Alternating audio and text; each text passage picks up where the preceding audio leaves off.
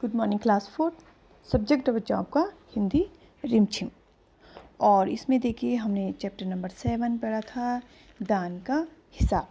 तो सभी बच्चे अपनी बुक ओपन कर लेंगे, हिंदी की हिंदी रिमझिम। और यहाँ पे देखिए दान का हिसाब, ठीक है ना। तो यहाँ पे एक राजा था जो है दान देने के लिए क्या रहता था, हमेशा पीछे रहता था। और एक बार देश में क्या हो जाता है, अकाल पड़ जाता है और किस तरीके से वो अपने हाथ पीछे दान के लिए पीछे कर देता है। और एक जो भिक्षुक है वो किस तरीके से राजा से पैसे लूटता है, ऐंठता है, ठीक है ना। इस कहानी में आपने पढ़ा। और आज हम यहाँ पे अभ्यास प्रश्न इसके करेंगे बच्चों, तो ध्यान से इनको सुनिएगा। तो अभ्यास प्रश्नों में, ठीक है ना, जितना हमने पढ़ा है उन्हीं से संबंधित प्रश्न हैं। तो पेज नंबर आपका देखिए 59, पेज नंबर 59। तो सभी बच्चे इसको ओपन करेंगे। कहानी से क, राजा किसी को भी दान क्यों नहीं देना चाहता था। तो राजा था वो किसी को दान नहीं देना चाहता था। आपने कहानी में तो पढ़ा क्यों नहीं देना चाहता था वो, ठीक है। अभी हम प्रश्न बताएंगे। नेक्स्ट जो क्वेश्चन है हम जो करने वाले हैं, राज दरबार के लोग मन ही मन राजा को बुरा कहते थे, लेकिन राजा का विरोध क्यों नहीं कर पाते थे, ठीक है ना। उनको पता था ये राजा बुरा है, आपस में वो बातें करते थे, मन ही मन सोचते थे, लेकिन वो राजा के सामने ये बात नहीं खुल के नहीं बता पाते थे। ग, राजसभा में सज्जन और विद्वान लोग क्यों नहीं जाते थे। घ है, सन्यासी ने सीधे सीधे शब्दों में भिक्षा क्यों नहीं मांग ली, ठीक है ना। सीधे सीधे शब्दों में भिक्षा क्यों नहीं मांग ली।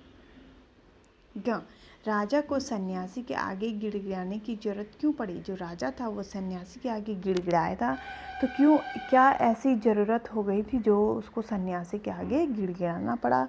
तो इनके क्वेश्चन देखिए, यहाँ पे आंसर देखिए बच्चों। पहला क्वेश्चन था राजा किसी को भी दान क्यों नहीं देना चाहता।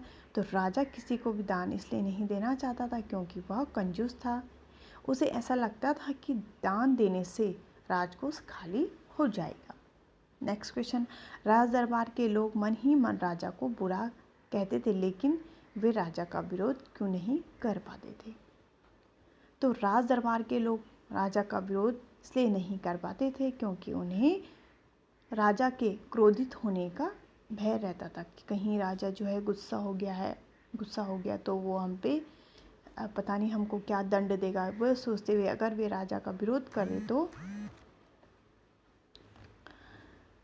करेंगे तो राजा उन्हें दंड देगा। नेक्स्ट क्वेश्चन यहाँ पे देखिए, राजसभा में सज्जन और विद्वान लोग क्यों नहीं जाते थे। आपको भी पता है, पाठ में पढ़ा कि वहाँ पे बड़े बड़े लोग जाते, लेकिन सज्जन, विद्वान, गरीब इस प्रकार के कोई लोग नहीं जाते थे। तो राजसभा में सज्जन और विद्वान लोगों का सत्कार नहीं किया जाता था, इसलिए वे राजसभा में नहीं जाते थे। आगे देखिए, सन्यासी ने सीधे सीधे शब्दों में भिक्षा क्यों नहीं मांग ली। तो सन्यासी ने सीधे सीधे शब्दों में भिक्षा इसलिए नहीं मांगी क्योंकि वह जानता था कि वह बहुत कंजूस है। जो राजा है वह बहुत कंजूस है और एक बार में वह बड़ी रकम नहीं दे सकता। अगर वो कहता कि मुझे 50,000 रुपये चाहिए, कहाँ 100 रुपये देने के लिए मरता। और अगर 50,000 जो है भिक्षु कहता तो वो क्या देता। तो इसलिए उसने सीधे सीधे शब्दों में भिक्षा नहीं मांगी। लास्ट क्वेश्चन देखिए, इसमें राजा को सन्यासी के आगे गिड़गिड़ाने की जरूरत क्यों पड़ी। जो राजा था वो सन्यासी के आगे खूब गिड़गिड़ाया। क्यों गिड़गिड़ाया, तो सन्यासी को भिक्षा देते देते राजकोष खाली होता जा रहा था, अतः राजकोष को बचाने के लिए राजा को सन्यासी के आगे गिड़गिड़ाना पड़ा। तो ये जो क्वेश्चन है बच्चों, इनको आज आपने अपनी कॉपी पे करना है। सुंदर अक्षरों में पाठ का नाम डालेंगे, ठीक है ना।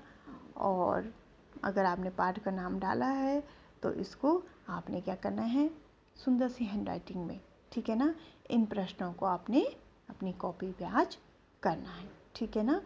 और साथ में जो ये प्रश्न हैं इनको याद भी करने हैं।